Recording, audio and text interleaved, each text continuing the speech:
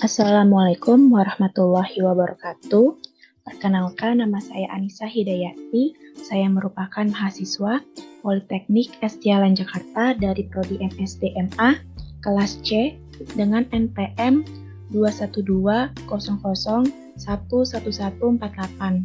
Di sini saya akan mempraktikkan perhitungan uji validitas, uji reliabilitas, uji normalitas, dan uji hipotesis dengan menggunakan aplikasi SPSS untuk memenuhi ujian akhir semester mata kuliah Statistika Terapan U51 dengan dosen pengampu Ibu Dian Indriani.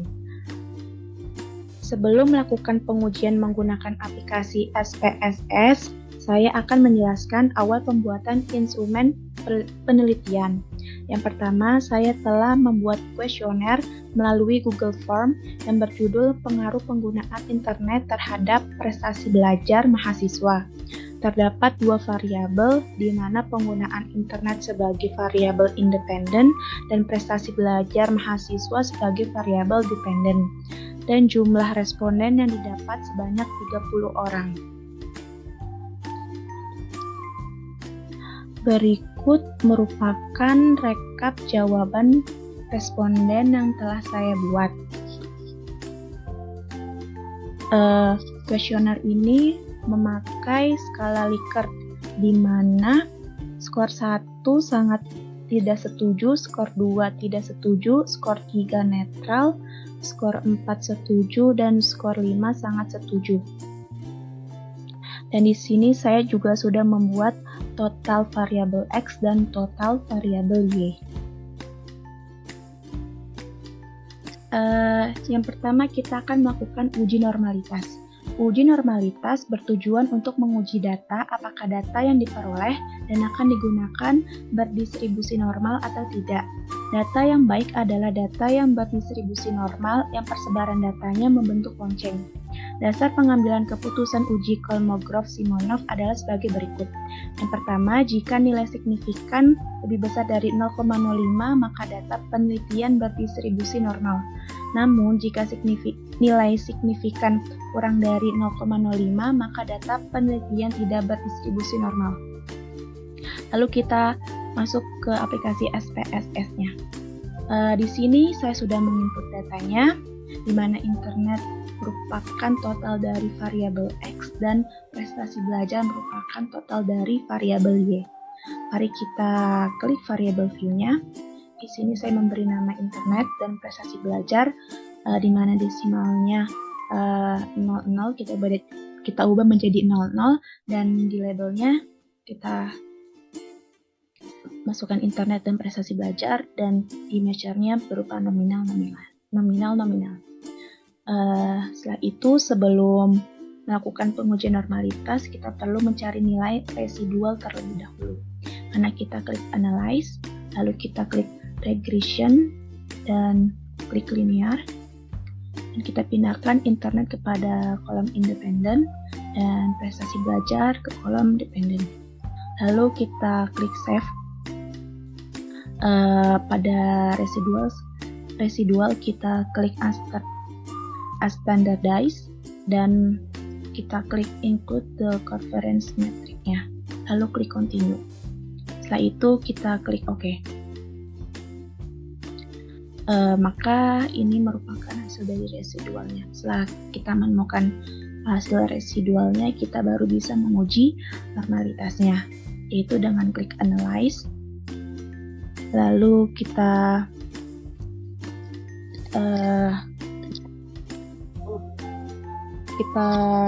klik non-parametric test, lalu klik legacy dialogs, lalu kita pilih one sample TS. Pada ini kita pindahkan as standardized ke dalam test variable list. Lalu pada test distribution kita klik normal, dan lalu kita klik OK. Ini hasil yang didapatkan. Dari pengujian yang telah kita lakukan, dapat dilihat pada signifikannya bernilai 0,179, yang berarti lebih besar daripada 0,05. Oleh karena itu, hasil uji normalitas data penelitian berdistribusi normal. Selanjutnya, kita akan menguji validitas. Uji validitas perlu dilakukan ketika melakukan penelitian dengan menggunakan metode kuesioner. Uji validitas bertujuan untuk mengetahui kevalidan atau kesesuaian kuesioner yang digunakan untuk memperoleh data dari responden. Dasar pengambilan keputusan uji validitas adalah sebagai berikut. Yang pertama, membandingkan nilai R hitung dengan nilai R tabel, di mana jika nilai R hitung lebih besar dari R tabel, maka pernyataan di kuesioner valid. Namun, jika nilai R hitung kurang dari R tabel, maka pernyataan di kuesioner tidak valid. Selanjutnya, membandingkan nilai sick to toilet dengan probabilitas 0,05. Maksud saya probabilitas 0,05. Jika nilai sick to toilet kurang dari 0,05, maka pernyataan di kuesioner valid. Namun jika nilai sick to toilet lebih besar dari 0,05, maka pernyataan di kuesioner tidak valid. Dari kuesioner yang sudah disebarluaskan didapatkan 30 responden. Maka untuk menentukan R tabel adalah dengan menggunakan rumus DF N kurang dari 2. Maka DF sama dengan 30 kurang 2 yaitu 28 dengan signifikan level 0,5. Dapat dilihat R tabel yang digunakan adalah 0,361007. Mari kita masuk ke dalam aplikasi SPSS. Sebelumnya kita input datanya terlebih dahulu.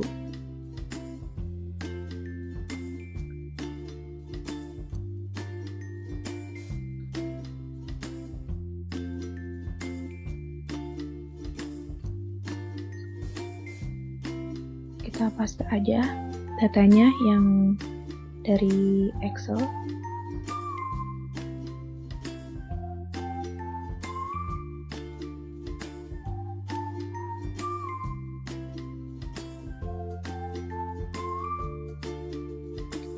Setelah itu di variable view-nya kita ubah.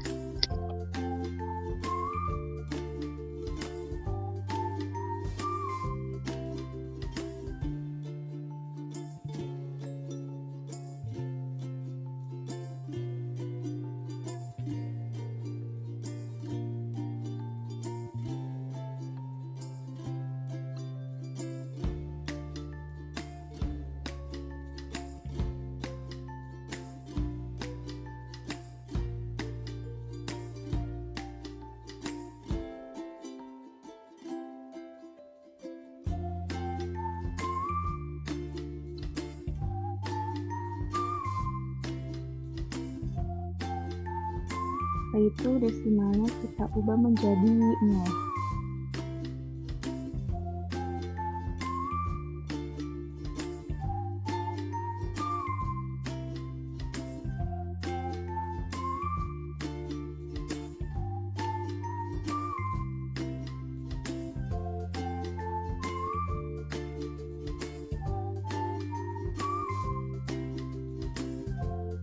Dan di value-nya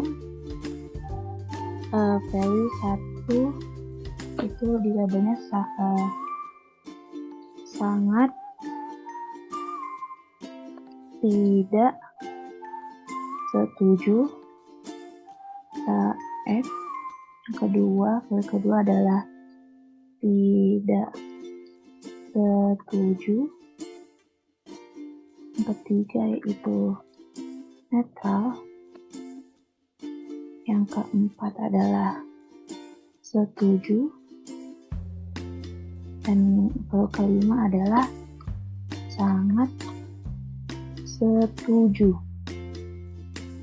Lalu kita klik OK dan kita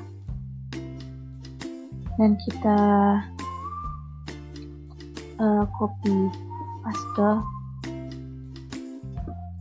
untuk setiap pernyataan. Namun untuk total kita lewatkan.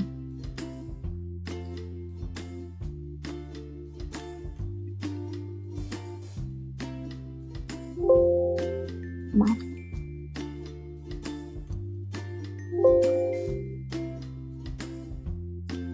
Dan untuk measure-nya, untuk penyataan kita ubah jadi scale. Namun untuk total kita ubah menjadi nominal.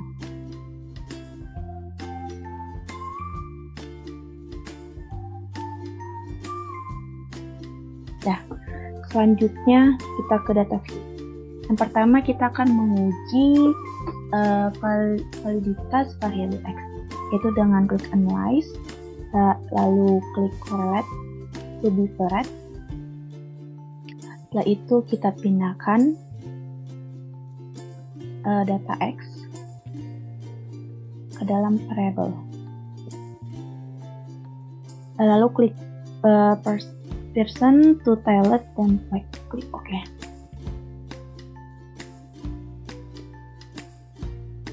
Berikut hasil yang telah kita dapatkan. Dari data di atas, jika dilihat dari nilai R hitung dengan nilai R tabel, maka nilai R hitung lebih besar dibandingkan nilai R tabel, berarti keseluruhan pernyataan di variabel X valid. Itu kita lihat bahwa 0,733 lebih besar dari 0,361.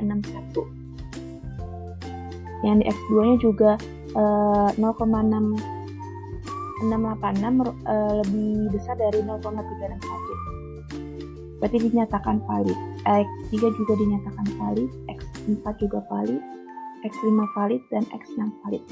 Selain itu dapat juga dilihat dari nilai situ tilednya.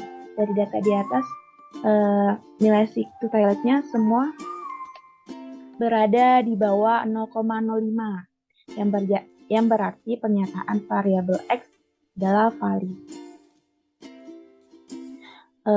Selanjutnya kita akan menguji validitas variabel Y, itu dengan klik analyze, klik correlate, lalu klik different. Lalu sebelumnya variabel X kita pindahkan dulu. Kita pindahkan dulu. Lalu selanjutnya kita pindahkan data Y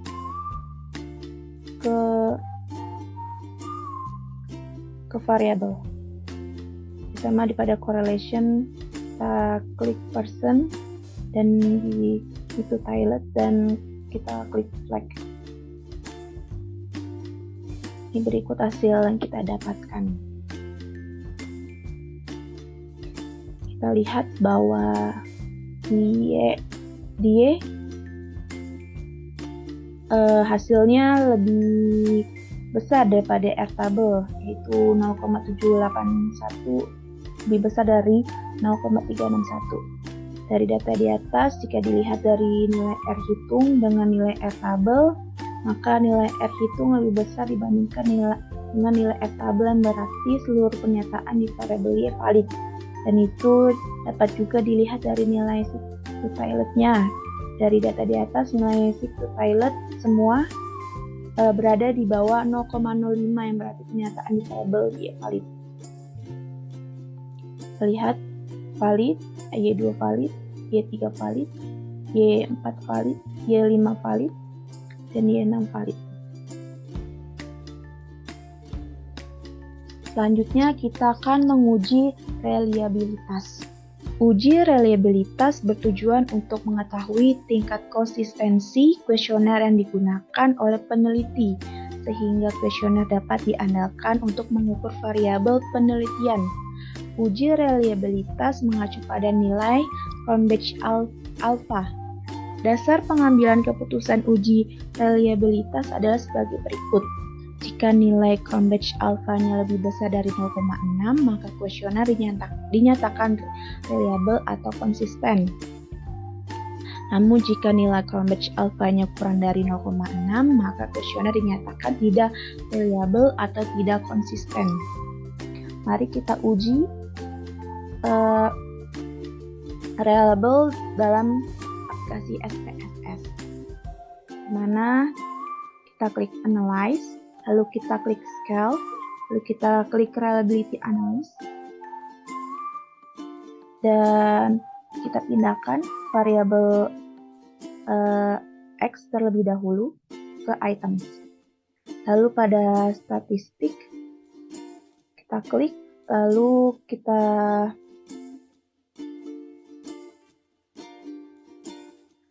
klik scale if item there. Klik continue, lalu klik OK. Berikut hasil yang kita dapatkan. Pada variabel X, hasil menunjukkan bahwa nilai Cronbach alpha pada variabel X adalah 0,834. Nilai ini berarti di atas 0,6.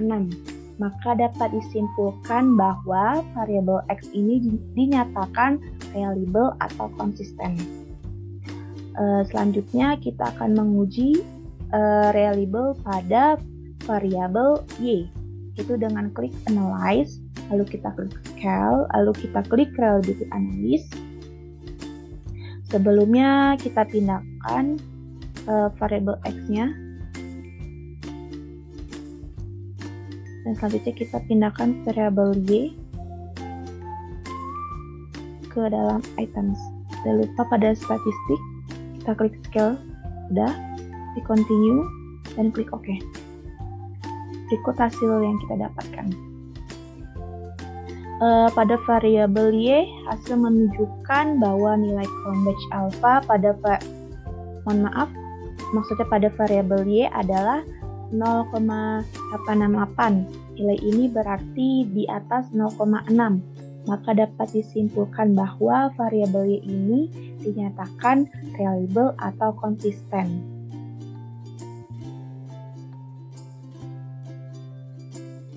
Selanjutnya, pada uji hipotesis. Uji hipotesis menggunakan uji regresi linier sederhana karena variabel X dalam penelitian hanya satu, dan peneliti ingin apakah ada atau tidak ada pengaruh internet atau variabel X dan prestasi belajar, itu variabel Y bagi mahasiswa. Syarat uji hipotesis yaitu yang pertama, data valid dan reliable. Yang kedua, data berdistribusi normal dan linear. Dan ketiga, hipotesisnya di mana H0 tidak ada pengaruh internet terhadap prestasi belajar mahasiswa dan HA ada pengaruh internet terhadap prestasi belajar mahasiswa. Dasar pengambilan keputusan uji hipotesis adalah sebagai berikut, yaitu membandingkan nilai R hitung dengan nilai R tabel. Jika nilai R hitung lebih besar daripada R tabel, maka ada pengaruh variabel X terhadap variabel Y. Dan jika nilai R hitung kurang dari R tabel, maka tidak ada pengaruh variabel X terhadap variabel Y. Lalu membandingkan nilai Stiglitz dengan probabilitas 0,05. Jika nilai Stiglitz kurang dari 0,05, maka ada pengaruh variabel X terhadap variabel Y. Namun jika nilai Stiglitz-nya lebih besar dari 0,05, maka tidak ada pengaruh variabel X terhadap variabel Y. Mari kita uji di aplikasi SPSS-nya. Dan di sini saya telah menginput datanya di mana internet merupakan total dari variabel X dan prestasi belajar merupakan total dari variabel Y. Di mana di variabel Y-nya kita beri nama internet prestasi belajar dengan desimalnya 0. Ini kita beri label internet prestasi belajar dan di measure-nya itu nominal. Lalu di data view kita akan menguji hipotesisnya dengan klik analyze, lalu klik correlate, lalu klik bivariate, lalu kita pindahkan dua-duanya ke dalam variabel. mana correlationnya kita klik person dan to toilet dan flag significant. Kita klik OK.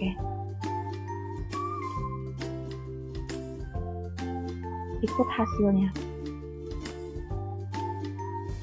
Dari uji hipotesis yang telah dilakukan, didapatkan bahwa nilai R hasil 0,676 dan 1 yang berarti R hasil lebih besar dari R tabel yang bernilai 0,361. Maka H0 ditolak dan HA diterima. Dapat disimpulkan bahwa ada pengaruh internet terhadap prestasi belajar mahasiswa.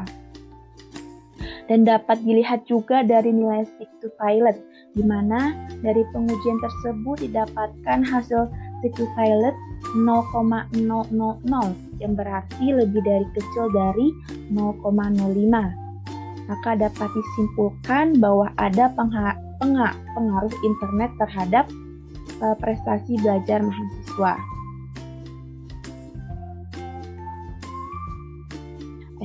Maka dapat disimpulkan bahwa 1. Data instrumen penelitian berdistribusi normal karena hasil pengujian yang telah dilakukan menghasilkan nilai stick to pilot sebesar 0,179 yang berarti lebih besar dari 0,05. Dan kedua, seluruh data instrumen penelitian telah memenuhi kriteria yang valid. Dan ketiga, seluruh data instrumen penelitian yang telah diuji dinyatakan reliable atau konsisten. Dan terakhir, dalam pengujian hipotesis dengan teknik uji regresi linear secara sederhana, didapatkan bahwa hasil ada pengaruh penggunaan internet terhadap prestasi belajar mahasiswa Politeknik SDLN Jakarta. Sekian dari saya, kurang lebihnya mohon maaf. Wassalamualaikum warahmatullahi wabarakatuh.